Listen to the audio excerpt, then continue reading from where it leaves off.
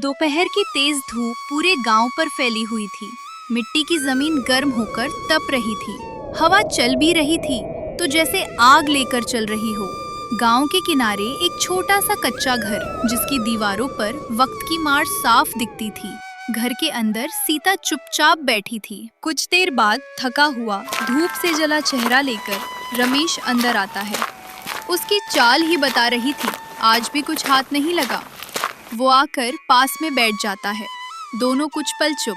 फिर सीता धीरे से पूछती है, रमेश, आज कहीं कुछ काम मिला क्या? सुबह से इंतजार कर रही थी।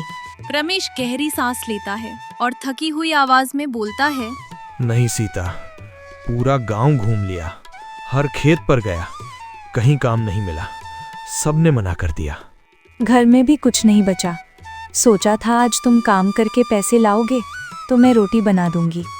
मैं भी यही सोच कर गया था कि कुछ लेकर लौटूंगा, मगर आज किस्मत ने जैसे मुंह ही मोड़ लिया। दोनों के दिल में एक ही उम्मीद पल रही थी, लेकिन किस्मत हर बार उनके आसान सपनों को खामोश तकलीफ में बदल देती थी। मैं पड़ोस में भी गई थी, लेकिन अब कोई उधार देने को राजी नहीं है। सीता, खुद को मत कोसो, ये मुश्किलें हमारी नहीं, वक्त की देन है। सीता उसकी तरफ देखती है और उसकी बातों से उसे थोड़ा सहारा मिलता है। तभी हवा का एक झोंका अंदर आता है, जो अपने साथ गरम मसालेदार बिरयानी की खुशबू पूरे माहौल में घोल देता है। सीता, ये खुशबू महसूस हो रही है। लगता है यहीं पास में ही बिरयानी बन रही है। हाँ, चौक वाले नए ढाबे पर ही बन रही होगी, वहीं से आ रही है ये खुशबू। रमेश खड़ा होता है। थकान अब भी है, लेकिन उसके पीछे एक छोटी सी उम्मीद जाग गई है। मैं एक बार वहीं जाकर बात करता हूँ, शायद काम मिल जाए। कुछ भी कर लूंगा, बदले में खाना ही मिल जाए। ठीक है, लेकिन आराम से बात करना। अगर मना कर दें तो वापस आ जाना। हाँ, मैं संभाल लूंगा, तुम चिंता मत करो, बस जल्दी लौटता हूँ। गांव का चौक। धूप ढल चुकी थी, लेकिन दिन का उजाला अब भी फैला हुआ था और ढाबे पर बैठे लोग आराम से बिरयानी खा रहे थे। दम पर चढ़ी बिरयानी की हांडी से उठती खुशबू हवा में फैल रही थी और रमेश अपनी थकी और कमजोर चाल के साथ धीरे धीरे ढाबे तक पहुंच जाता है। हांडी में दम लगती बिरयानी की महक चारों तरफ फैली थी। रमेश लड़खड़ाते कदमों से ढाबे तक आया। काउंटर पर बैठे मालिक के पास जाकर रुकता है और हिम्मत जुटाकर बोलता है, भैया, कोई काम मिल जाएगा क्या? मैं कुछ भी कर लूंगा, सुबह से कुछ नहीं खाया है। अगर काम दे दो तो बदले में थोड़ा खाना दे देना। शाम उसे ऊपर से नीचे तक देखता है, जैसे उसकी हालत को समझने की कोशिश कर रहा हो। अभी कोई काम खाली नहीं है, और वैसे भी यहाँ सब पैसों से ही चलता है, यूं ही कुछ नहीं मिलता। बात तो छोटी सी थी, मगर उसने अंदर तक चोट कर दी। मैं मुफ्त में नहीं मांग रहा, काम कर दूंगा, बस बदले में थोड़ा खाना दे देना। अरे समझ नहीं आता क्या? कह दिया ना काम नहीं है, हर रोज तुम्हारे जैसे लोग आते हैं। कुछ लोग उसे देखते हैं, मगर बिना कुछ कहे खामोश हो जाते हैं। पास खड़ा शाम का नौकर गोपाल ये सब देख रहा था। फिर वो धीरे से शाम के पास आता है और उससे कुछ कहता है। मालिक, एक प्लेट दे दीजिए, इससे आपका क्या ही नुकसान हो जाएगा। तू बस अपना काम कर, यहाँ समझदारी दिखाने की जरूरत नहीं है। उसकी आंखों में आंसू थे, लेकिन आवाज नहीं निकली। वो मुड़ता है और धीरे धीरे वहाँ से चला जाता है। जब भूख और अपमान एक साथ मिलते हैं तो इंसान अंदर ही अंदर टूटने लगता है। शाम ढल चुकी थी और गांव अब थोड़ा शांत हो गया था। रमेश धीरे धीरे घर पहुँचता है और आज उसके चेहरे पर थकान से ज्यादा चोट साफ नजर आ रही थी। सीता उसे देखते ही सब कुछ समझ जाती है। आ ही गए, काफी देर लगा दी। क्या हुआ? ढाबे पे काम मिला या आज भी कुछ हाथ नहीं आया?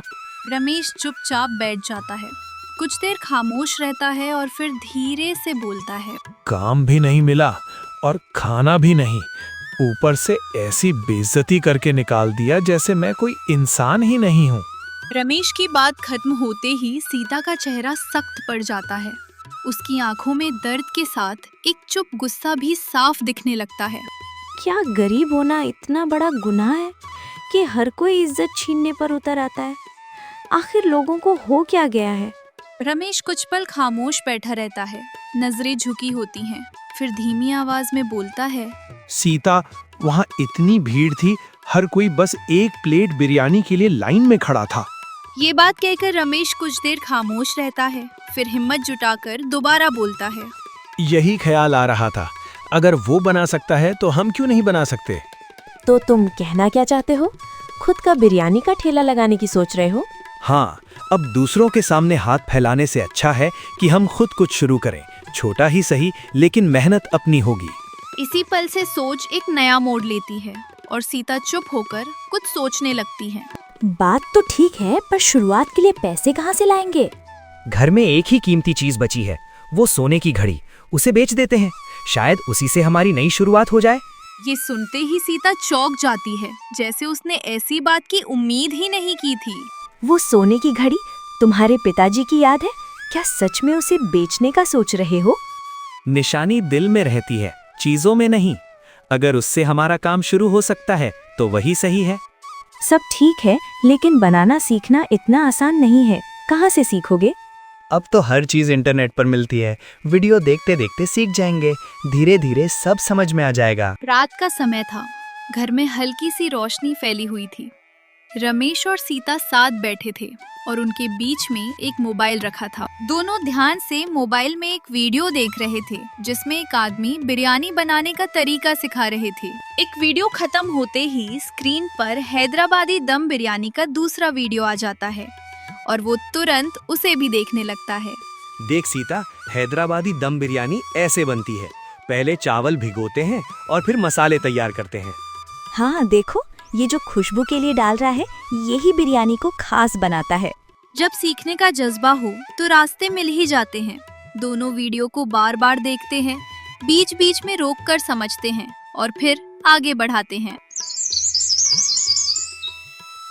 अगले दिन रमेश अपनी पुरानी सोने की घड़ी बेच देता है।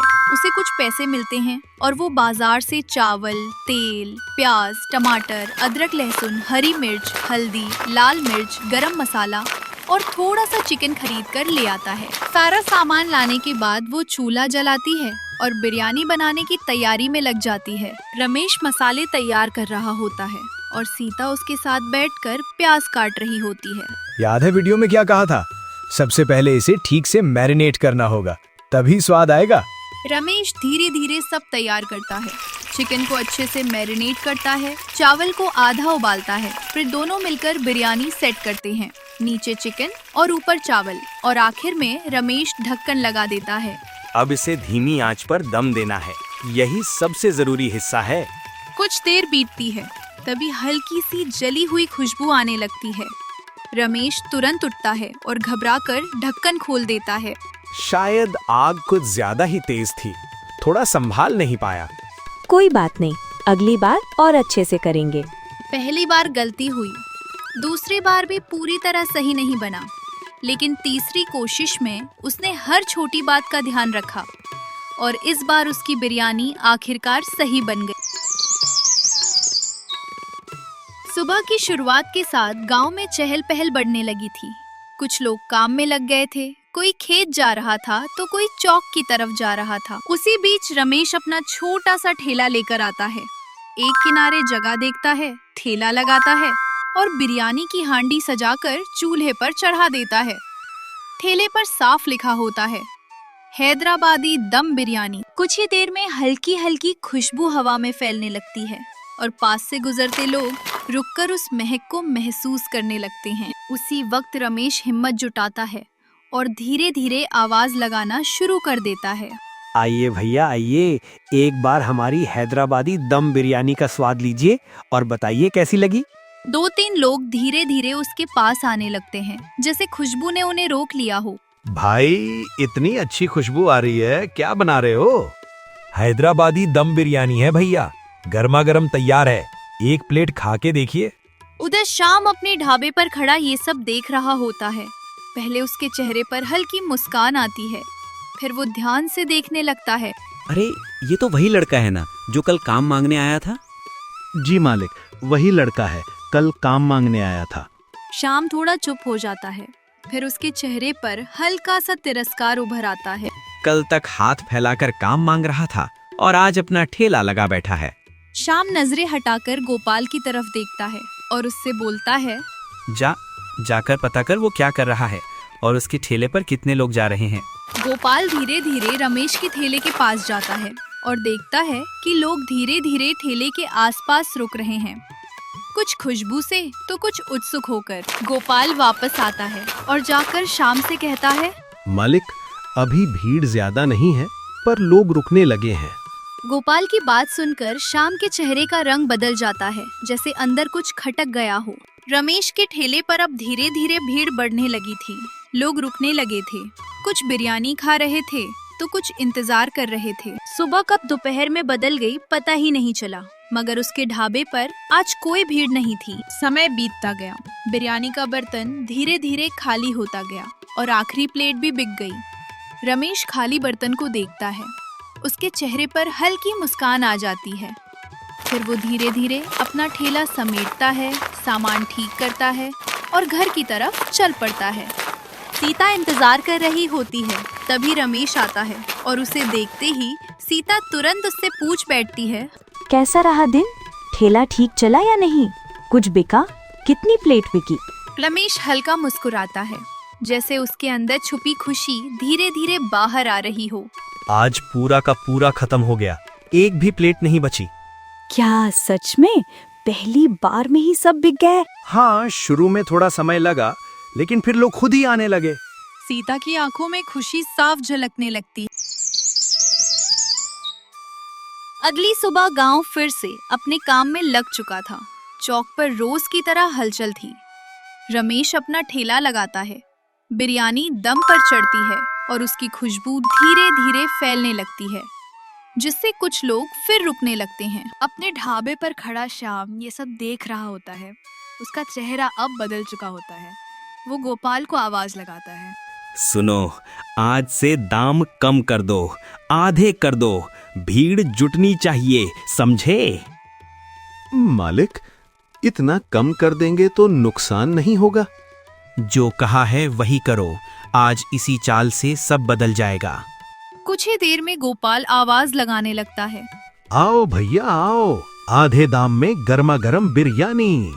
कुछ लोग रुक जाते हैं और एक दूसरे को देखने लगते हैं, जैसे सोच में पड़ गए हों। रमेश भी ये सुनता है। एक पल के लिए उसके हाथ रुक जाते हैं। तभी उसके ठेले पर खड़ा ग्राहक उससे पूछता है, वो आधे दाम में दे रहा है, अब तुम्हारा क्या प्लान है? भैया, दाम कम करना बड़ी बात नहीं है, असली बात है स्वाद और भरोसा, जो कभी बदलता नहीं। कुछ लोग सस्ती बिरयानी के चक्कर में उधर चले जाते हैं, जिससे रमेश के ठेले पर भीड़ थोड़ी कम हो जाती है। लेकिन कुछ लोग अब भी वहीं टिके रहते हैं। उधर सस्ते दाम के कारण शाम के ढाबे पर भीड़ बढ़ जाती है। अब असली बात समझ में आएगी, धंधे में टिकना क्या होता है। लोग जल्दी जल्दी प्लेट ले रहे थे। कोई खड़े खड़े खा रहा था तो कोई बैठकर आराम से खा रहा था। थोड़ी ही देर में एक आदमी खाते खाते अचानक थिटक जाता है। अरे, ये क्या खिला रहे हो? स्वाद भी खराब है और पेट में जलन भी शुरू हो गई है। दूसरा आदमी भी परेशान होकर अपना पेट पकड़ लेता है। मुझे भी कुछ सही नहीं लग रहा, लगता है कुछ गड़बड़ है। धीरे धीरे सबके चेहरे बदलने लगे। किसी ने पेट पकड़ लिया, कोई वहीं बैठ गया। गोपाल घबराकर शाम के पास जाता है और उससे कहता है, मालिक, लोगों की तबीयत खराब हो रही है। हमने कल की बची हुई बिरयानी ही गर्म करके दी थी ना, अब क्या करें? शाम घबरा जाता है, उसके चेहरे का रंग उड़ जाता है। चुप हो जा, अभी कुछ बोलने की जरूरत नहीं है। भीड़ में से एक आदमी फोन निकालता है और पुलिस को फोन लगा देता है। हेलो, यहाँ चौक के ढाबे पर बिरयानी खाकर लोगों की तबीयत खराब हो रही है, कृपया जल्दी किसी को भेजिए। कुछ ही देर बाद सायरन की आवाज सुनाई देती है। पुलिस की गाड़ी आकर रुकती है और दो पुलिस वाले नीचे उतरते हैं। क्या मामला है यहाँ? इतनी भीड़ क्यों जमा हो रखी है? तभी भीड़ में खड़ा एक आदमी बोल उठता है, साहब, यहाँ की बिरयानी खाने के बाद लोगों की हालत खराब हो रही है। पुलिस अधिकारी का चेहरा सख्त हो जाता है। वो सीधे ढाबे की तरफ देखने लगता है। कौन चलाता है ये ढाबा? बताओ, यहाँ क्या गड़बड़ हो रही है? शाम के चेहरे पर डर धीरे धीरे साफ नजर आने लगता है। बगल में खड़ा गोपाल थोड़ी हिम्मत करके सच कह देता है, साहब मैंने मना किया था, लेकिन मालिक ने कल की बची हुई बिरयानी ही गर्म करके सबको देने को कहा था। पुलिस अधिकारी का गुस्सा साफ नजर आने लगता है। वो सख्त लहजे में बोलता है, तुम्हें जरा भी शर्म नहीं है? लोगों की जान से खेल रहे हो और बासी बिरयानी बेच रहे हो। शाम सिर झुका लेता है। उसके पास कहने के लिए कुछ नहीं होता। अभी के अभी ये ढाबा बंद करो और हमारे साथ चलो, तुम्हें गिरफ्तार किया जाता है। ढाबे पर ताला लग जाता है। पुलिस शाम को अपने साथ ले जाती है और भीड़ धीरे धीरे हटने लगती है। उधर रमेश अपने ठेले के पास खड़ा है और धीरे धीरे उसके पास ग्राहक बढ़ने लगते हैं। भैया उधर सब खराब निकला। खाने के बाद लोगों की हालत खराब हो गई। रमेश के चेहरे पर हल्की मुस्कान आ जाती है, जैसे उसकी मेहनत रंग लाई हो। वक्त के साथ उसके ठेले के पास भीड़ बढ़ने लगी। गलत रास्ता जल्दी आगे ले जाता है लेकिन टिकता नहीं, और सही रास्ता थोड़ा वक्त लेता है लेकिन मंजिल तक जरूर पहुंचाता है।